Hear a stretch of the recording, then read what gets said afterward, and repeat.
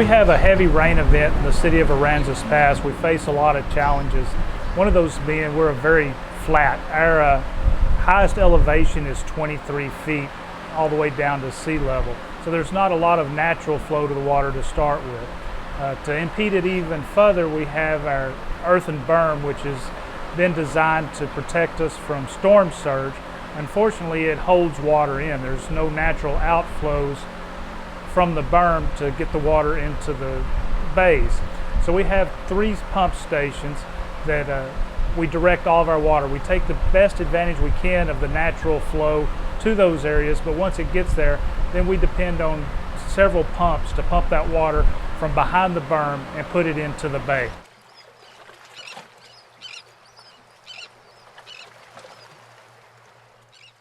The purpose for dividing our town into different drainage areas is so that we avoid more flooding than we currently have. By splitting up the flow, it allows water to get out faster, and within the center part of the town we have a berm that takes longer for the water to get out. So by directing and diverting water out to the outside for the natural flows helps us avoid flooding areas within the center of town.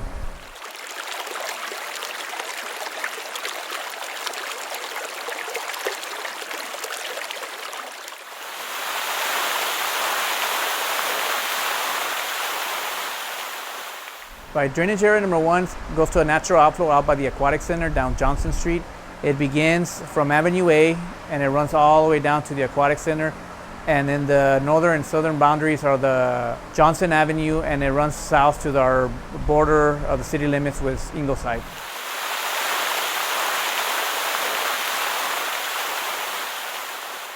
Drainage area number 2 runs to our pump station number 3. It runs from Avenue A south all the way to Euclid. The boundaries for that is Highland Avenue and Wheeler. And as it reaches the triangle, it comes down Harrison, down to Commercial, all the way down to Euclid. And that entire area encompasses the drainage for number 2, which goes to pump station number 3.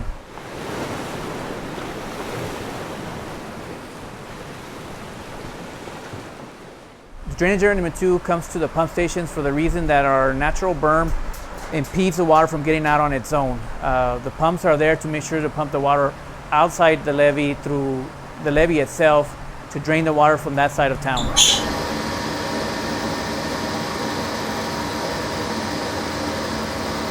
Avenue A is our high point. From there, east is where all the city water drains to.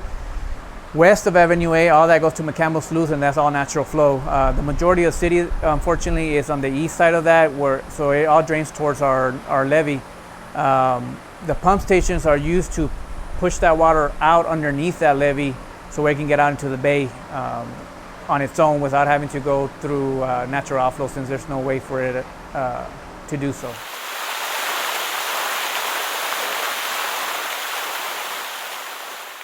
Drainage area number 3 is another natural outflow. It runs from Avenue A down to 13th Street, from Wheeler all the way to Stapp.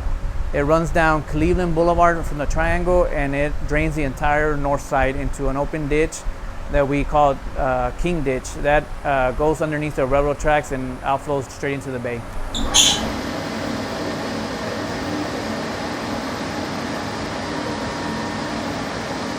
As soon as the water reaches a certain level, it has floats in every well, and when it reaches that mark, it sends a signal to the pump to kick on automatically and push the water out. So staff does not have to be here manning the pumps. So if it starts raining in the middle of the night, they all kick on automatically. Staff starts coming in after 30 minutes of heavy rain just to check up and make sure that everything's functioning properly. But as you can see, the pumps run automatically on their own when it reaches a certain level. From time to time, if there is an electrical storm, there might be a trip on the electrical, but that's why we have pumps that run on fuel, so that in case that does happen, we have a backup.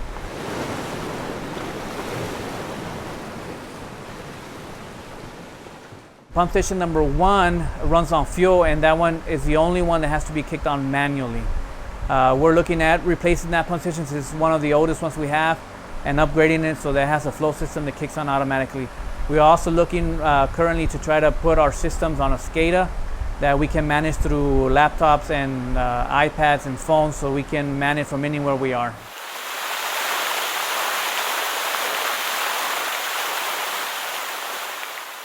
Drainage area number 4 encompasses the area from Wheeler, from 13th Street east, over following the triangle off of Cleveland, out towards Stapp.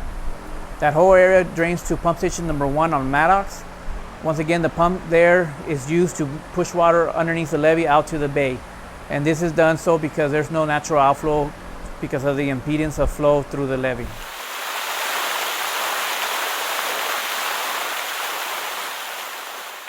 Drainage area number 5 is our center point. It's from the center of the triangle down all the way Goodnight past HEB to the natural berm. Once again, there's a pump station there that pushes the water underneath the levee to get it out to the bay so that water can get out on its own.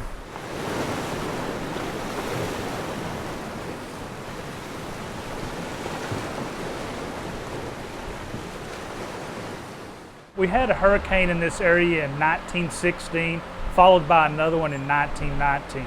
After those two disasters, the city fathers began the process of building this levee that goes around a good portion of our city.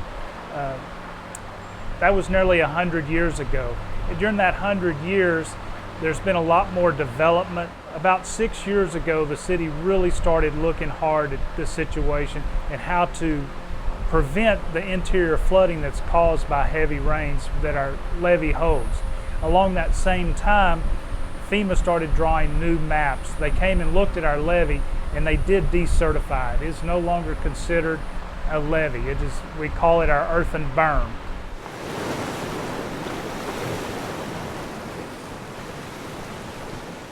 Unfortunately, about 3/4 of our city, all the water drains to the inside of our berm, which acts as a giant bowl. The only way to get the rainwater out is through the pumps. And sometimes the water just falls from the sky quicker than the pumps can remove it from that bowl.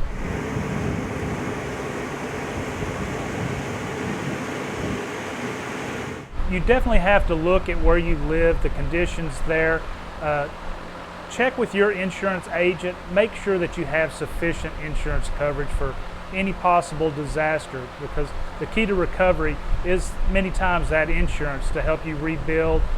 Many times there's programs that if you are in a low-lying area that you may be able to raise your residence. If you're thinking about building something new, look at the codes and ordinances. We need to lift up and make sure we're above that danger zone.